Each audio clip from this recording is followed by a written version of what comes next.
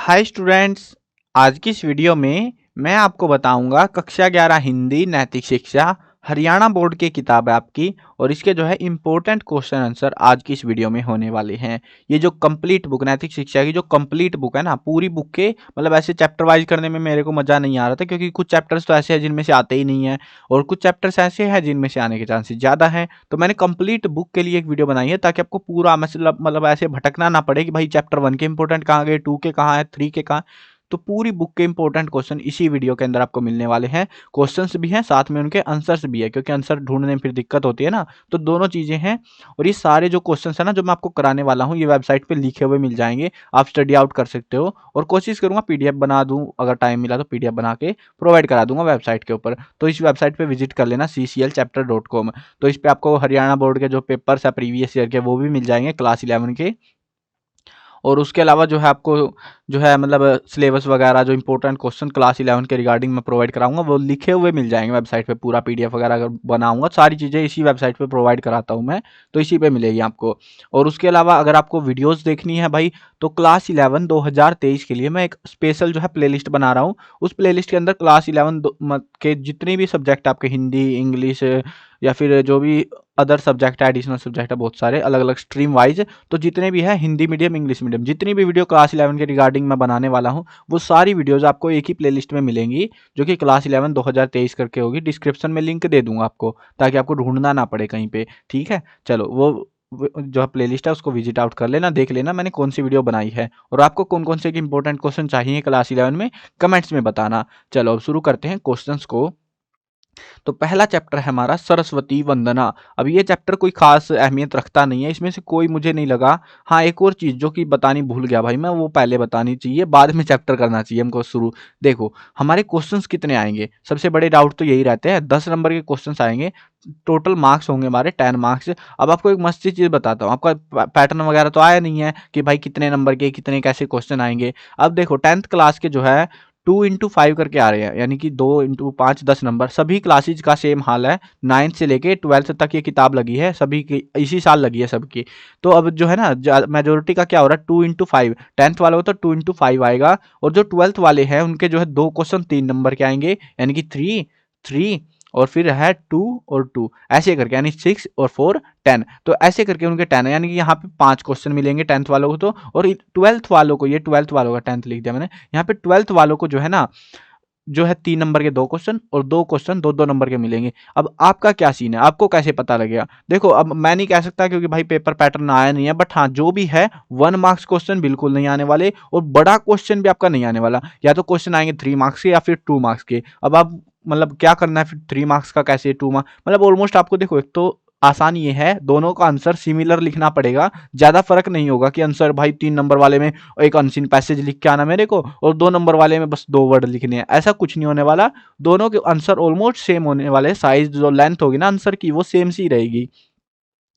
तो मैंने उसी बिहाफ पे क्वेश्चंस को पिक करा है यहाँ पे, जो कि, और हाँ जिसको कुछ भी माथाफोड़ी नहीं करनी कहाँ से कैसे याद करना है, सिंपल आपको बता देता हूँ। आपके जो टेक्सचुअल क्वेश्चन है ना इस बुक के सिर्फ टेक्सचुअल क्वेश्चन कर लो, उनसे बाहर क्वेश्चन आपको देखने को नहीं मिलने वाले। बट हाँ ध्यान रखना कि क्वेश्चन आपको याद हो, फिर पता लगे कि क्वेश्चन ही भूल गए कि आप टेक्सचुअल में था भी ये या नहीं था, तो वो आपकी दिक्कत हो जाएगी फिर। तो इसीलिए मैंने जो है, और 1 वर्ड वाले जो क्वेश्चन है उनको स्किप कर सकते हो, वो एग्जाम में नहीं पूछे जाने वाले।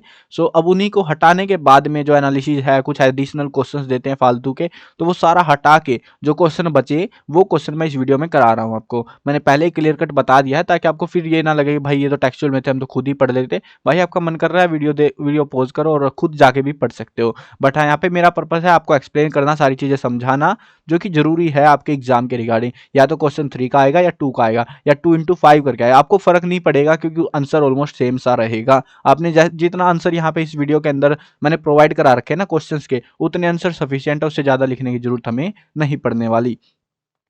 चलो अब देखते हैं, क्वेश्चंस को शुरू करते हैं। पहले चैप्टर से कुछ नहीं आ रहा, दूसरे चैप्टर पे आ जाओ, यम नियम। अब यहाँ पे पहला क्वेश्चन है, यम के कितने भेद हैं, उनके नाम लिखें। यम के 5 भेद हैं, अहिंसा, सत्य, अस्तेय, ब्रह्मचर्य और अप्रिग्रह। ये प्रोबेबली आएगा 3 मार्क्स का, ठीक है, प्रोबेबली है। 2 मार्क्स में भी दे दे तो भरोसा कुछ नहीं होता भाई इनका, क्योंकि 3 और 2 ज़्यादा फर्क नहीं दिखाते हमको, तो इसीलिए मैं कह रहा हूँ ऑलमोस्ट सेम सा ही रहेगा। अब आप बोलो भाई 3 मार्क्स में भी आ सकता है, क्योंकि यहाँ पे जो 5 नाम लिखने ना, ये नाम याद होने चाहिए आपको, मुद्दा यहाँ पे अटक जाता है। ये तो याद कर लोगे 5 भेद है, लेकिन 5 भेदों के नाम कौन बताएगा भाई उनके, तो नाम याद करने पड़ेंगे आपको। और ये जो नाम है ना, ये काफ़ी कॉमन से नाम है, ये हर बार आपको देखने को मिलेंगे। अभी आप 11th में हो, 12th में आओगे, फिर से यही सेम नाम आपको रिपीट कराए जाएंगे, याद कराए जाएंगे। तो अच्छा यही है, अभी याद कर लो। ठीक है, आगे बढ़ते हैं। नियम के कितने भेद है, उनके नाम लिखो। तो नियम के भी 5 ही भेद है, सोच, संतोष, तप, स्वाध्याय और ईश्वर प्रणिधान। तो इसके चांसेस वैसे कम है, इसके ज्यादा है। चलो आगे बढ़ते हैं। तप से क्या अभिप्राय है? द्वंद्वों को सहन करना ही तप कहलाता है। धर्माचरण रूप उत्तम करने योग्य कर्मों को करते हुए भूख प्यास, सर्दी गर्मी, हानि लाभ, मान अपमान और भय दुख आदि द्वंद्वों को धैर्य पूर्वक सहन करना ही तप है। यानी कि आपके ऊपर जो भी कुछ बीत रहा है ना, उसको सहन करना, उसी को हम यहाँ पे तप कह रहे हैं। शुद्धि के प्रकारों का वर्णन कीजिए। जो देखो, मैं अभी ऐसे तो करा रहा हूँ सारे चैप्टर्स के, लेकिन जो मेरे को लगेगा ना, पर्सनली लगेगा कि हाँ भाई ये ज़्यादा इंपॉर्टेंट मुझे लग रहा है, तो उसको बता दूंगा मैं कि हाँ इसको पक्का पक्का याद कर लेना। तो वो वाले कुछ ही क्वेश्चन बताऊंगा मैं, लिमिटेड से, बहुत लिमिटेड क्वेश्चन होंगे वो। बाकी जो है मैंने पूरा एनालिसिस, ताकि आपको इनसे बाहर क्वेश्चन ना मिले, तो इस बिहाफ पे ये क्वेश्चन बनाए। 5 या 4 क्वेश्चन मिलेंगे हर चैप्टर में, उससे ज़्यादा नहीं मिलेंगे। शुद्धि में प्रकारों का वर्णन कीजिए। शुद्धि 2 प्रकार की होती है, बाह्य शुद्धि और आंतरिक शुद्धि। अब 2 मार्क्स में आ जाए तो बस इतना सा लिखो, काम बन गया आपका। लेकिन अगर 3 मार्क्स में आए तो एक्सप्लेन करना पड़ेगा फिर आपको। शरीर देखो, समझ में तो वैसे भी आ जाता है तुमको। बाह्य शुद्धि यानी बाहर की, बाहर क्या होता है? शरीर, वस्त्र, पात्र, स्थान, खान पान आदि को शुद्ध रखना बाह्य शुद्धि कहलाती है। अब आंतरिक शुद्धि यानी आपके अंदर, आपके विचारों में शुद्ध होने चाहिए। विद्या, सत्संग, स्वाध्याय, सत्य भाषण आदि का मन, वचन और कर्म से पालन करना आंतरिक शुद्धि है। ठीक है ना। चलो आगे बढ़ते हैं अगले क्वेश्चन पे। स्वाध्याय किसे कहते हैं? स्वाध्याय यानी कि खुद ही चिंतन करना, पढ़ना, स्टडी करना, वो चीजें होती हैं। वेद, उपनिषद तथा सत्य शास्त्रों को पढ़ना और उनके द्वारा प्रतिपादित विषय का चिंतन करना स्वाध्याय कहलाता है। यानी कि कोई भी जो किताबें हैं, ग्रंथ वगैरह हैं, अच्छी चीजें हैं, वो पढ़नी और उसके बाद में उनके ऊपर स्टडी करना, सोचना, विचार करना, उसको कहते हैं हम स्वाध्याय। एक तरीके से सेल्फ स्टडी वाला सही सिस्टम होता है। अगला चैप्टर देखते हैं, वो है सुक्ति सौरभ। वैदिक संस्कृति सारे संसार के लिए वर्णीय क्यों है? क्यों वर्णीय है? ये मुझे बहुत इंपॉर्टेंट लग रहा है। देखो, मैं ऐसे मार्क नहीं कर रहा, इसी वीडियो में बता रहा हूँ आपको। ठीक है, वेबसाइट के ऊपर तो एग्जाम आने के बाद बता पाऊंगा ना कि कैसा क्वेश्चन आएगा, कि मतलब मार्क्स का मेरे को पता है, क्वेश्चंस का पता है, क्योंकि 10th वालों का भी टेक्सचुअल्स में से पूछ रहे हैं, 12th वालों का भी, और आपके भी कहीं अलग से नहीं आने वाले, वो भी टेक्सचुअल्स में से आएंगे। बट क्या होगा दिक्कत, कि मेरे को नहीं पता एग्जाम में अब इनमें से कौन सा क्वेश्चन, अब इतने सारे इंपॉर्टेंट मार्क करके बैठ जाऊं मैं पहले ही, और आप बोलो भाई इनमें से तो एक भी नहीं आया। कुछ स्टूडेंट ऐसे होते हैं जो इंपॉर्टेंट ही रट के जाते हैं बस, और कुछ नहीं रट के जाएंगे। तो उनके लिए जो है मैंने थोड़ी सी हेल्प कर रहा हूँ, कि यहाँ पे जो मेरा एक्सपीरियंस है उसके हिसाब से बता रहा हूँ कि ऐसा क्वेश्चन पूछ सकते हैं। ठीक है, वैसे आपको ये जितने मैं प्रोवाइड करा रहा हूँ ये पढ़ने पड़ेंगे सारे, एक बार तो पढ़ लेना कम से कम। वैदिक संस्कृति सारे संसार के लिए क्यों वर्णीय है? वर्णीय क्यों है? वैदिक संस्कृति संसार की पहली संस्कृति है। वैदिक संस्कृति के मूल स्तंभ के कारण वैदिक संस्कृति सारे संसार के लिए वर्णीय है। ये प्रोबेबली 2 मार्क्स में आएगा, उससे बड़ा क्वेश्चन नहीं है ये। चलो अगला क्वेश्चन देखते हैं। सच्चा मित्र किसे माना गया है? वह जो विपत्ति के समय मदद के लिए पीछे नहीं हटता, बल्कि विपत्ति के समय मित्र की सहायता करे, वही सच्चा मित्र होता है। ये भी मुझे इंपॉर्टेंट लग रहा है, इसको भी ध्यान रखना। ईश्वर की भक्ति से मनुष्य की आत्मा में क्या परिवर्तन हो जाता है? ईश्वर की भक्ति करने से आत्मा में इतनी शक्ति आ जाती है कि पहाड़ के समान दुख भी राई के समान तुच्छ लगने लगता है। तो इसीलिए ईश्वर की भक्ति करनी चाहिए, ऐसा कुछ है ये। मतलब ये जो है यहाँ पे सेंस है कि क्या परिवर्तन होता है, तो हमें जो है दुख का आभास नहीं होता, कम हो जाता है वो। सफलता को पुरुषार्थ का पर्याय क्यों माना गया है? यह समस्त जगत देव और पुरुषार्थों पर प्रतिष्ठित है। इनमें देव तभी सफल होता है जब मानव उचित समय पर पुरुषार्थ करे। इसीलिए सफलता प्राप्त करने के लिए मनुष्य को हमेशा पुरुषार्थ करना चाहिए, और इसीलिए इसको प्राय माना गया है बेसिकली। चलो अगला क्वेश्चन देखते हैं। मानव को अन्य प्राणियों से द्रोह क्यों नहीं करना चाहिए? यानी दूसरे जो जीव जंतु इस संसार में रह रहे हैं, उनसे नफरत क्यों नहीं करनी चाहिए? सभी प्राणी इस संसार में शांति और सुखी जीवन की कामना करते हैं। मानव के द्वारा की गई हिंसा से उनके जीवन खतरे में पड़ जाते हैं। इसीलिए मानव को वन्य प्राणियों से द्रोह नहीं करना चाहिए। सहनशील व्यक्ति का व्यवहार कैसा होता है? सहनशील व्यक्ति विरोधियों के प्रबल विरोध को हास्य के साथ सहन करना जानता है, यानी कि हंसते हुए, मतलब ऐसे जो है उसको तकलीफ नहीं होगी, वो हंसते हुए जो है उसको जो है उनकी तकलीफों को, विरोध को सहन कर लेगा। वह अपने विरोधियों का भी अनिष्ट चिंतन नहीं करता कि उनका नाश हो जाए, ऐसा भी वो कभी नहीं सोचेगा। वह कटुता को मधुरता के साथ सहन कर लेता है, और उसी को हम कह रहे हैं सहनशील व्यक्ति। आप वैसे भी समझ गए होंगे शब्दों से ही कि सहनशील यानी सहन करने वाला व्यक्ति। अगला चैप्टर देखते हैं मानव धर्म। मानव धर्म के अंदर एक ही क्वेश्चन मुझे लगा जो कि इंपॉर्टेंट हो सकता है। लंगर प्रथा शुरू करने के पीछे भाव क्या था, या क्या भाव था, ऐसे भी कर सकते हैं वो। तो लंगर प्रथा शुरू करने के पीछे देखते हैं क्या भाव था। लंगर में बिना किसी भेदभाव के सर्वजन एक पंक्ति में बैठकर ही भोजन करते हैं। अतः गुरु गोविंद सिंह जी ने सच्चे संत सिपाही बनकर जहां राष्ट्र की सुरक्षा का लक्ष्य अपने सामने रखा, वहीं सेवा, त्याग और मानव धर्म को सर्वोपरि माना। और इसी भाव से जो है उन्होंने, यानी कि ये जो चीज़ है ना, राष्ट्र की सुरक्षा के लिए सामने तो रखा, वो चीज़ें उनके मन में थी, लेकिन लोगों की सेवा करना, त्याग की भावना, मानव धर्म, ये जो था इंसानियत, ह्यूमैनिटी वाली चीज़ें, वो जो है उन्होंने सबसे ऊपर माना, और इसीलिए उन्होंने लंगर की शुरुआत करी थी। चलो आगे देखते हैं। अगला चैप्टर है हमारा योगय कर्म सुकौशलम। अब ये वाला चैप्टर इंपॉर्टेंट रहने वाला है, ध्यान रखना एग्जाम के पर्सपेक्टिव से इसमें से क्वेश्चन आने के चांसेस बहुत ज़्यादा हैं, क्योंकि दोनों जो क्लास है ना, 10th 12th, उनमें भी इनमें से इस चैप्टर से, ऐसा ही चैप्टर उनमें भी, और ऐसे में से क्वेश्चन आ ही रहा है, हर बार आ रहा है। तो इस चैप्टर को ध्यान से रखना, आप थोड़ा सा याद करना। गीता में कितने अध्याय और कितने श्लोक हैं? गीता में 18 अध्याय और 700 श्लोक है। योगाभ्यास के दो मार्ग कौन से हैं? तो योग अभ्यास के दो मार्ग हैं, एक भौतिक मार्ग और दूसरा आध्यात्मिक मार्ग। यानी कि योग का अभ्यास, योग तो वैसे आपको लगता होगा योगा तो नॉर्मल सा ही होता है, तो दो तरीके से होता है। तो आप दिख रहे हो योगा करते हुए, एक आप आराम से बैठे हो ध्यान में, मन के अंदर योग कर रहे हो, तो वो दो प्रकार के ऐसे योग होते हैं वो। चलो आगे बढ़ते हैं नेक्स्ट क्वेश्चन पे। मानसिक योग साधनाओं में तीन प्रमुख योग कौन कौन से हैं? ज्ञान योग, कर्म योग और भक्ति योग, ये तीन प्रमुख योग हैं। किस घटना से सिद्ध होता है कि स्वामी विवेकानंद कर्म योगी थे? ये इंपॉर्टेंट हो सकता है, याद रखना इसको अच्छे से। तो किस घटना से सिद्ध होता है देखते हैं। स्वामी विवेकानंद ने अपनी साधना उपासना छोड़ दी और कलकत्ता में फैले प्लेग के प्रकोप से लोगों को बचाने में जुट गए। इस घटना से पता चलता है कि स्वामी विवेकानंद कर्म योगी थे, यानी कि कर्म करने में बिलीव करते थे वो। भक्ति योग का प्रमुख लक्ष्य क्या है? भगवान से प्यार करना, परमात्मा की भक्ति करना, उस विराट ब्रह्मा एवं विश्व के हर मनुष्य से प्रेम करना।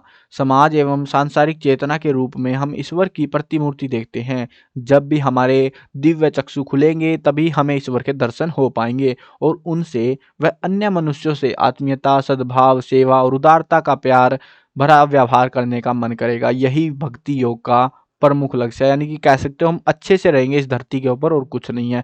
अब इसको जो है थोड़ा सा कॉम्प्लेक्स, मतलब जैसे बुक में लिख रखा था ना, वैसे ही मैंने आपको लिख दिया बस, तो आप समझ सकते हो या फिर रट सकते हो, जो आपकी इच्छा हो। तो चलो आगे देखते हैं। महारानी अहिल्याबाई होलकर। तो इसका पहला क्वेश्चन देखते हैं, अहिल्याबाई होलकर के शासन की विशेषताएं बताइए। देखो अभी ये चीज थोड़ी सी बता देता हूं। अगर 2 मार्क्स में आए तो इसमें से 2 पॉइंट लिख देने हैं, 3 मार्क्स में आए तो 3 पॉइंट या 4 पॉइंट आप लिख सकते हो, ठीक है, ध्यान रखना। 2 मार्क्स में 2 पॉइंट, 3 मार्क्स में 3 पॉइंट। और विशेषताओं वाले जो क्वेश्चन आते हैं ना, उसमें पॉइंट बना के ही लिखा करो, आप कोई सी भी बुक में कर रहे हो चाहे। अहिल्याबाई होलकर के शासन की विशेषताएं। गांव में पंचायती व्यवस्था को मजबूत किया गया। कृषि की अभिवृद्धि पर ध्यान देते हुए कृषकों को न्याय देने की व्यवस्था की गई। बेरोजगारों हेतु रोजगार धंधों की योजनाएं बनाई गई। निर्धन तीर्थ यात्रियों की सुविधा के लिए अन्नदान क्षेत्र खोले गए थे। तो यही चीजें तो जरूरी होती हैं, और क्या होता है समाज के लिए उस टाइम पे। अहिल्याबाई द्वारा निर्मित घाट व मंदिर का नाम बता, जो उन्होंने बनाए हैं वो कौन कौन से थे? तो बिहार के गया धाम में फल्गु नदी के तट पर एक है विष्णु पद मंदिर, और देवघाट, ये जो है 2 मंदिर बनाए होंगे, और एक घाट है, मतलब एक मंदिर है। और हरिद्वार में गंगा जी के तट पर कुशारवत घाट, कुशावर्त घाट ये बनवाया गया था। अहिल्याबाई द्वारा प्रजा की सुविधा के लिए किए गए किन्हीं 2 कार्यों का वर्णन कीजिए, ये इंपॉर्टेंट है। अब देखो ये चीज है ना, जो पहला जो क्वेश्चन था वो सेम है, अगर आप समझोगे इस चीज को, दोनों क्वेश्चन सेम है। शासन की विशेषताएं बताइए, या फिर कौन से 2 कार्य उन्होंने करे वो बताइए, लेकिन इसके चांसेस ज्यादा है, इसीलिए मैंने इसको अलग से ऐड कर दिया। प्रजा को करों से राहत देते हुए न्यूनतम कर वसूला जाने लगा। यानी कि उन्होंने वो ऐसे कार्य किए सुविधा के लिए, प्रजा की सुविधा के लिए किए गए कार्य है। अब ये सुविधा में कुछ कई सारी चीजें हो सकते हैं ना, तो मेन हमारी मैंने जो अच्छे पॉइंट्स है ना, बिल्कुल स्टैंडर्ड अच्छे वाले, मजा आ जाए जिनको सुनते ही एग्जामिनर को, वो वाले लिखे हैं यहाँ पे। प्रजा को करों से राहत देते हुए न्यूनतम कर वसूला जाने लगा, है ना, प्रजा की सुविधा हुई ना उससे।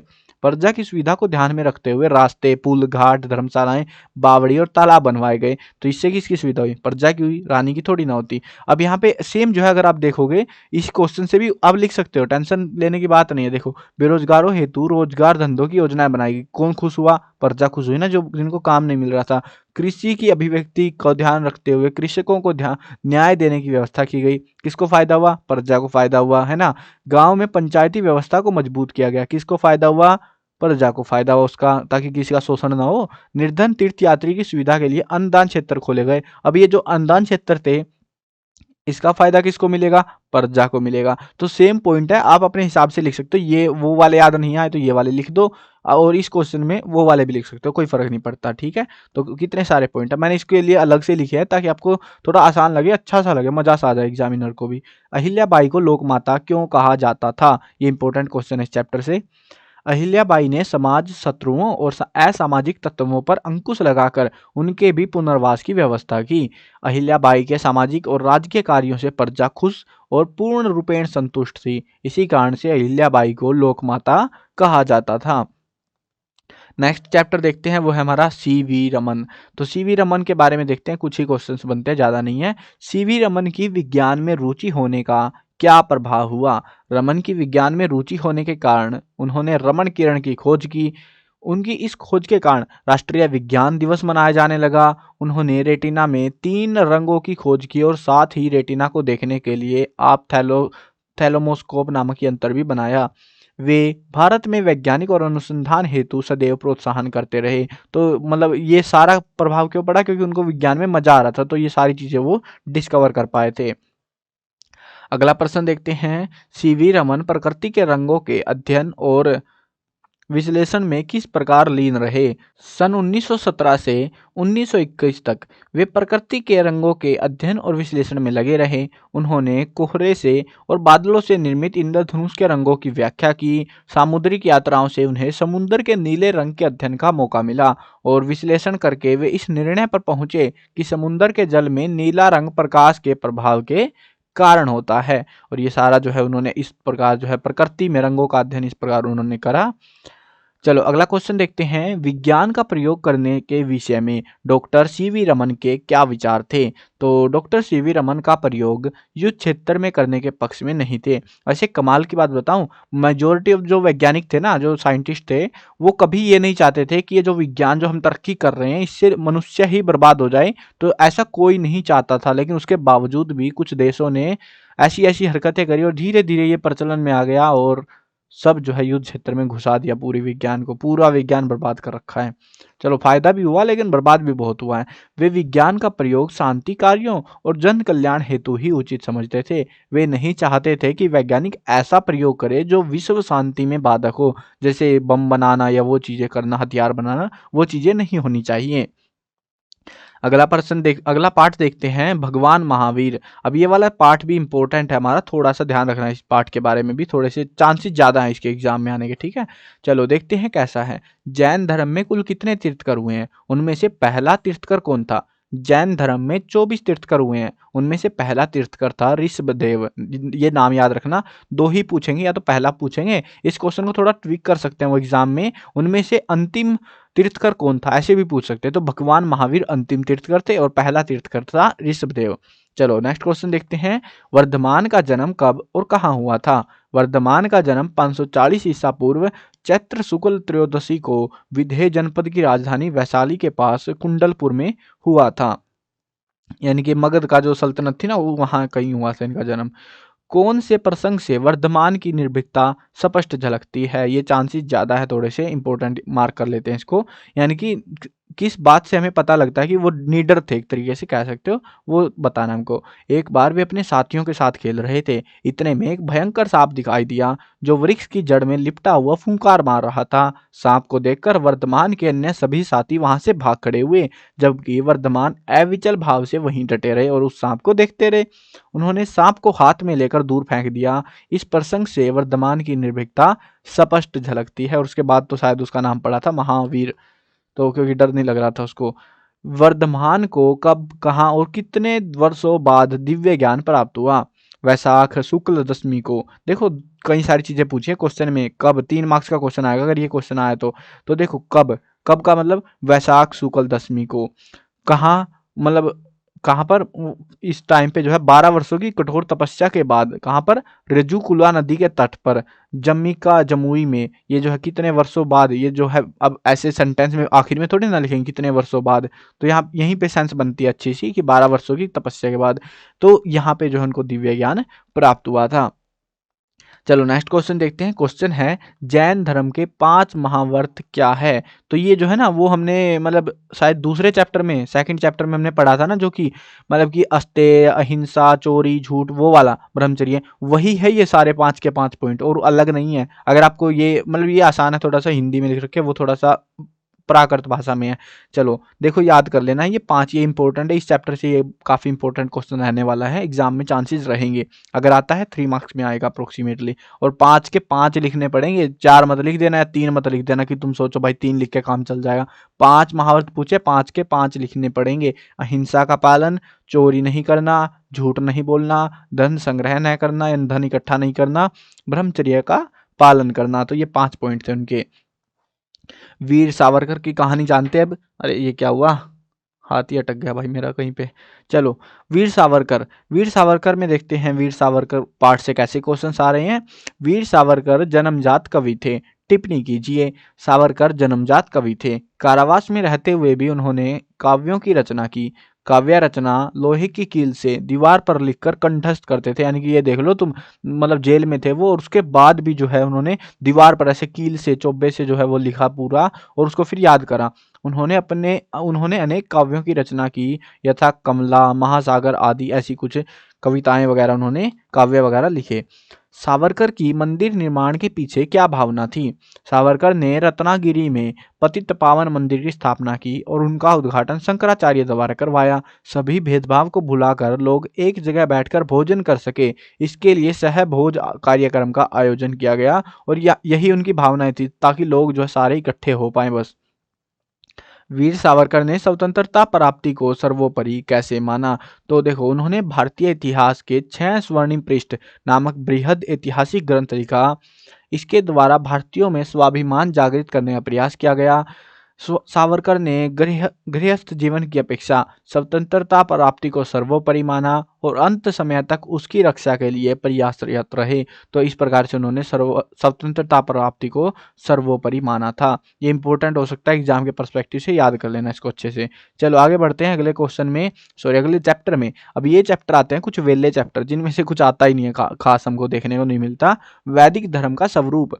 लक्ष्मण के उच्च चरित्र पर टिप्पणी कीजिए। लक्ष्मण अपने भाई राम की पत्नी के चरणों के अलावा अन्य किसी अंग को नहीं देखता था। उनका यह व्यवहार दर्शाता है कि वह स्त्रियों की मान मर्यादा का ख्याल रखता था। तो वही यही था बस पाठ के अंदर, कहानियों के अंदर। नेक्स्ट चैप्टर देखते हैं, प्रेरक दोहे। इसमें से मुझे कुछ खास उम्मीद नहीं है चैप्टर में से आने की। सतगुरु की क्या सीख है? देखो ये क्वेश्चन मैंने प्रोवाइड कराए हैं, हाँ मैं मानता हूँ मैंने प्रोवाइड कराए हैं, बट इनके सेंस नहीं है कुछ, एग्जाम में कोई अच्छे सेंस लग नहीं रहे मुझे इन चैप्टर्स के, ना 10वें के, ना 11वें के, ना ही पहले के। और आगे देखते जाओ, बस कुछ चैप्टर्स ऐसे हैं जिनको आप चाहो तो बिल्कुल स्किप कर सकते हो, कुछ फर्क नहीं पड़ेगा। सतगुरु की क्या सीख है? मांगना मरने के बराबर है, इसीलिए किसी से भीख मत मांगो, मांगने से मर जाना बेहतर है, यही सतगुरु की सीख है। रहीम जी किस नर को धन्य मानते हैं? रहीम जी कहते हैं, ऐसे व्यक्ति निसंदेह धन्य हैं जिनका अंग अंग परोपकार के लिए आतुर रहता है। वह नर जीवन की सार्थकता परोपकार में ही मानता है, तो ऐसे को वो धन्य मानते हैं। अगला चैप्टर है वो है हमारा समा और शक्ति। महाभारत युद्ध में किस प्रकार व्यवहार करते थे? शक्तिमान होने का प्रयास करना चाहिए और फिर समाशील होना चाहिए। महाभारत युद्ध में नियमों का पालन ही उनका व्यवहार था और कुछ खास नहीं था वहां पे। और ये चैप्टर से भी मुझे कुछ ज़्यादा उम्मीदें नहीं है। अत्याचार सहने से क्या हानि होती है? अत्याचार को सहन करने का बुरा परिणाम यही होता है कि मनुष्य का डर उसकी कोमलता के कारण लोगों से खत्म हो जाता है। यानी कि ऐसे मतलब हट्टा-कट्टा पहलवान और वो मतलब हर किसी से माफ़ी माँग रहा है, वो चीज़ें हैं, तो धीरे-धीरे लोग समझेंगे इसमें जान नहीं है, वही बस बॉडी फूली पड़ी है इसकी, तो हल्के में लेने लग जाते हैं लोग उसको। अगला पार्ट देखते हैं। ये पार्ट थोड़ा सा इंपॉर्टेंट है, ध्यान रखना इसका। विश्व बंधुता व मानवता, किन्हीं दो सूफी संतों के नाम बताइए। निजामुद्दीन औलिया, अमीर खुसरो। तो ये है दो सूफी संत। अब यहाँ पे देखो अगला क्वेश्चन, वसुदेव कुटुंबकम का भावार्थ बताइए। आपको लगेगा 1 नंबर का होगा, ये क्वेश्चन 2 नंबर का आ सकता है, क्योंकि मैंने मतलब 10th वाले में देखा है ऐसा सही क्वेश्चन 2 नंबर में दे रखा है, एक सिंपल से वर्ड की डेफिनेशन। तो ये ध्यान रखना, वसुदेव कुटुंबकम काफी फेमस वर्ड है, इसीलिए इसको यूज कर रहा हूं मैं यहाँ पे और इसी क्वेश्चन को ऐड किया है। वसुदेव कुटुंबकम का भावार्थ, लोगों के लिए तो सारी पृथ्वी ही उनका परिवार है। अगर आप चाहो तो आगे एक्सप्लेन कर सकते हो कि पूरी पृथ्वी को ही वे अपना परिवार मानते हैं और किसी से नफरत घृणा नहीं करते हैं, ऐसा कुछ है वो इसकी सेंस।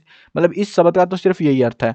वसुदेव, वसुदेव होते हैं पृथ्वी, धरा जो धरती है हमारी, कुटुंबकम यानी कि उनका परिवार है, कुटुंब है मतलब कुटुंबिया है, यानी कि पहले के टाइम में ये शब्द इस्तेमाल करते थे परिवार के लिए। कुटुंबकम जो शब्द है ना, परिवार के लिए यूज किया जाता था। विश्व एक परिवार कैसे बन सकता है? अगर हम इस संसार की कठिनाइयों और तकलीफों को मिलजुल कर आपस में बांट लेते हैं, तब यह विश्व परिवार में बदल जाएगा। अगला चैप्टर देखते हैं, अशफाक उल्लाह खां। अब यहाँ पे देखते हैं इस चैप्टर में पहला क्वेश्चन, अशफाक उल्लाह खां का क्रांतिकारियों में शामिल होने का क्या कारण था? क्रांतिकारियों का मानना था कि अहिंसा के द्वारा आज़ादी प्राप्त नहीं की जा सकती, यानी कि गांधी वाले रास्ते से। अतः ये हथियार के बल पर अंग्रेजों में दहशत पैदा करना चाहते थे कि भून डालो अंग्रेजों को, इसीलिए अशफाक उल्लाह खां क्रांतिकारियों में शामिल हो गए। सरकारी राजकोष की लूट के आरोप में फांसी की सजा किन्हें और कब हुई? तो 19 दिसंबर 1927 को सरकारी राजकोष की लूट के आरोप में पंडित राम प्रसाद बिस्मिल, अशफाक उल्लाह खां, राजेंद्र लाहिड़ी और ठाकुर रोशन सिंह को फांसी की सजा दी गई थी। इंपॉर्टेंट हो सकता है एग्जाम के पर्सपेक्टिव से। अशफाक उल्लाह खां दिल्ली किस उद्देश्य से गई, ये भी चांसेस हो सकते हैं इसके भी। वह विदेश जाने और स्वतंत्रता संग्राम में मदद के लिए लाला हरदयाल से मिलना चाहते थे। विदेश में जाने की योजना बनाने के उद्देश्य से वे दिल्ली गए थे और बाद में पकड़ लिए गए थे फिर। तो चलो आगे बढ़ते हैं नेक्स्ट क्वेश्चन पे। पुलिस अध्यक्ष यानी कि जो ये था तसद्दुक हुसैन ने क्रांतिकारियों में वैमनस्य पैदा करने की क्या चाल चली? तो देखो ये चैप्टर वैसे तो मैं कह देता हूँ भाई, सीधी बात है, मेरे को लग रहा है ये पूरे सारे क्वेश्चन देख के ऐसा लग रहा है मुझे ये चैप्टर इंपॉर्टेंट है, इसको याद कर लेना। इसमें से मुझे लग रहा है बहुत 90% चांस है कि इसमें से क्वेश्चन आएगा ही आएगा। सो इसको याद कर लेना जरूर से, इस चैप्टर को पूरा पढ़ लेना, कहानी भी पढ़ लेना, इसी रट लेना बिल्कुल चैप्टर को, ठीक है। चलो देखते हैं ये वाला क्वेश्चन देखते हैं अब। तसद्दुक हुसैन ने दोनों क्रांतिकारियों में वैमनस्य पैदा करने की क्या चाल चली? पुलिस अधीक्षक ने दोनों को सरकारी गवाह बनाने एवं हिंदू धर्म के खिलाफ भड़काने की कोशिश की, परंतु अशफाक ने पुलिस अधीक्षक तसद्दुक हुसैन को मुंह तोड़ जवाब दिया। अगला पाठ देखते हैं और यह है एक बुद्धिमान केकड़े की कहानी। सारस ने किस प्रकार कपट कार्य किया? इस चैप्टर से कुछ खास उम्मीदें मत रखना तुम। तो देखो पढ़ते हैं फिर भी। सारस कुछ मछलियों को नए तालाब में ले जाने के बहाने से चोंच में दबाकर उड़ता, पर किसी दूसरे तालाब में जाने के बजाय वह उन्हें एक चट्टान पर ले जाता था। वहां उन मछलियों को मार मार कर खा जाता था और ऐसे उसने कपट कार्य किया। बस केकड़े ने किस प्रकार बुद्धिमता दिखाई?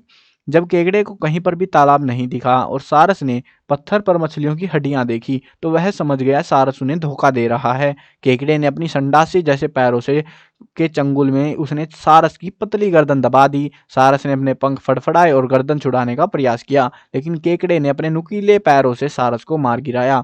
उसने अपनी बुद्धिमत्ता से अपने प्राणों की रक्षा कर ली थी। अगला चैप्टर देखते हैं, वो है हमारा छोटी छोटी बातें। बड़ी बातें नहीं करेंगे, छोटी छोटी बातें करेंगे हम। मन और बुद्धि किससे शुद्ध होते हैं? ये देखो ऐसे ऐसे क्वेश्चन आ जाते हैं कई बार दो नंबर में, तो ध्यान रखना।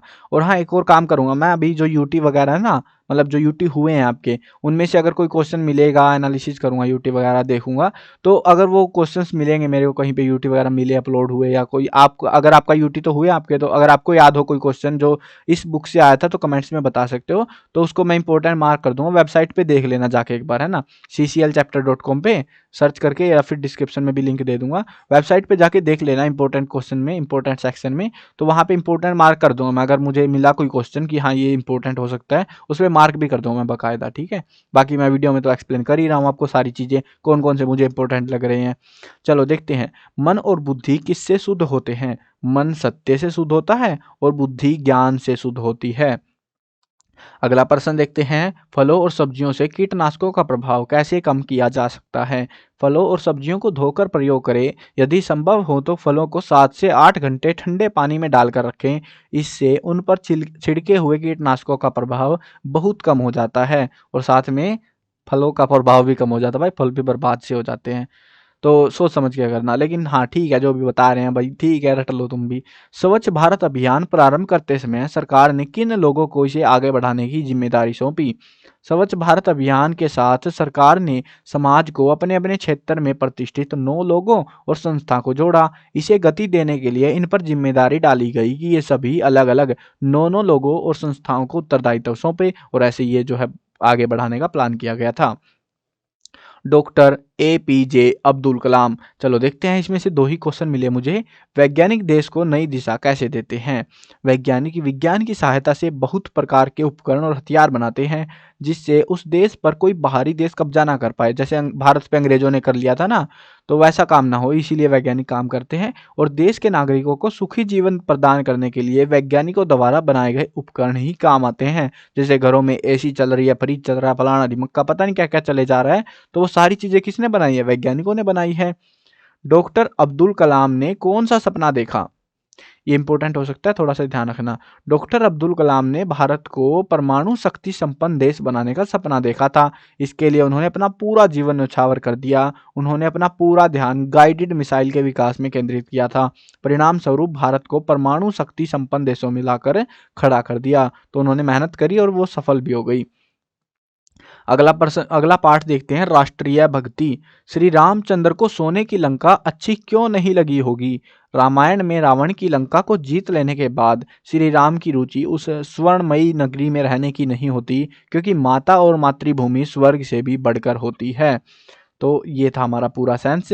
अब यहाँ पे देखो, एक कमाल की बात बताता हूँ तुमको, मस्त सी। देखो, ये जो माता और मातृभूमि स्वर्ग से बढ़कर है ना, ये जो पंक्तियां हैं, ये जो लाइन मैं बता रहा हूँ आपको, ये लाइन सेम लाइन आपकी 9th में भी है, मतलब आपकी नहीं है अब तो वो जा चुकी है, 10th में भी है, 11th में तो है ही है जो कि पढ़ रहे हो, और 12th में भी है भाई। मतलब क्या है ये? और यहाँ पे क्वेश्चन है, हर एक क्लास में है, आपकी क्लास में पता नहीं क्यों नहीं है। क्वेश्चन है, माता और मातृभूमि को स्वर्ग से बढ़कर क्यों माना गया है? अब देखो, जिस स्टूडेंट को अगर कहीं कई बार पूछ भी ले, भरोसा नहीं है इनका, इसीलिए मैं थोड़ा सा एक्सप्लेन कर दे रहा हूँ, क्योंकि बुक में तो है नहीं, चांसेस है नहीं, वैसे कम ही है, बट भरोसा फिर भी नहीं होता, तो पढ़ लो, कम से कम उसको एक बार सुन लो, क्यों है, उसके पीछे का कारण क्या है। देखो, माता हमको जन्म देती है, हमारा पालन पोषण करती है, मातृभूमि हमें खाने के लिए सब कुछ देती है, तो इस धरती पर जिंदा रहने के लिए हमें यही चीजें तो चाहिए। ये दोनों चीजें हमें माता और मातृभूमि से ही मिलती हैं, इसीलिए इनको स्वर्ग से बढ़कर बताया गया है। ठीक है, ऐसा क्वेश्चन ध्यान रखना, और कोशिश करूँ मैं अगर टाइम मिला तो लिख भी दूं यहाँ पे, और याद भी रहे आपको, फिर वेबसाइट पे जाओ तो। चलो आगे बढ़ते हैं अगले क्वेश्चन पे। स्वदेश से प्रेम ना करने वाले हृदय की तुलना पत्थर से क्यों की गई है? इस सब देश से प्रेम ना करे, सब देश नहीं, स्वदेश आना चाहिए था यहाँ पे। सब देश क्या लिखा हो भाई, ये स्वदेश। स्वदेश से प्रेम ना करने वाले विद्या की तुलना पत्थर से इसीलिए की गई है क्योंकि उसके अंदर सभी भावनाएं खत्म हो जाती हैं और उसे अब अच्छा और बुरा कुछ भी नहीं सूझता है, इसीलिए इसकी तुलना पत्थर से करते हैं। मतलब उसको कुछ फर्क नहीं पड़ता, देश बर्बाद हो बढ़िया हो। लास्ट चैप्टर देखते हैं, बुद्धि स्थिर रहे और अच्छी रहे। इसमें से एक ही क्वेश्चन लगा मुझे जो आने का था, बुद्धि के निर्णय में संगति का क्या प्रभाव रहता है? बुद्धि के निर्णय के पीछे संगति का भी प्रभाव रहता है। अच्छी संगति हो तो बुद्धि अच्छाई से निर्णय कर रहे, अच्छाई के निर्णय पर रहेगी, लेकिन दुर्भाग्य से बुरी संगति मिल गई तो बुद्धि बिगड़ जाएगी और तब गिरने में जरा भी देर नहीं लगेगी। यानी कि अच्छी संगति बैठी है तो अच्छा फल मिलता है, अच्छे इंसान बनते हैं, बुरी संगति में बैठोगे तो बुरे इंसान बनोगे। तो वो आपकी इच्छा है, जिसमें बैठना बैठ जाओ अब। ठीक है, चलो ये थे हमारे इस चैप्टर से नहीं, इस कंप्लीट नैतिक शिक्षा की किताब से इंपॉर्टेंट क्वेश्चन आंसर एनालिसिस वगैरह जो मुझे लगा एनालाइज करके कि ऐसे क्वेश्चन आ सकते हैं, वही क्वेश्चंस मैंने इस वीडियो में प्रोवाइड कराए हैं। जिनके चांसेस मुझे ज़्यादा लगे वो बता भी दिए कि भाई ये इंपॉर्टेंट हो सकते हैं, याद कर लेना उनको अच्छे से। और हाँ, जिसको चैप्टर में डाउट है, कोई चैप्टर समझ नहीं आया, तो मैंने पूरी बुक के जो है सब कुछ लिख भी रखा है, इंपॉर्टेंट क्वेश्चंस और साथ में जो है टेक्सचुअल क्वेश्चन और एक्सप्लेनेशन सब कुछ जो है वेबसाइट पे लिखा हुआ है। और साथ में जो है ये वीडियो भी बना दिया है, हर एक चैप्टर के एक्सप्लेनेशन टेक्सचुअल क्वेश्चंस की मैंने वीडियो भी बना रखी है। तो प्लेलिस्ट में विजिट कर लेना, डिस्क्रिप्शन में लिंक दे दूंगा नैतिक शिक्षा की किताब की प्लेलिस्ट का भी, ठीक है, तो देख लेना वहाँ पे जाके। चलो मिलते हैं नई वीडियो में, बाय बाय।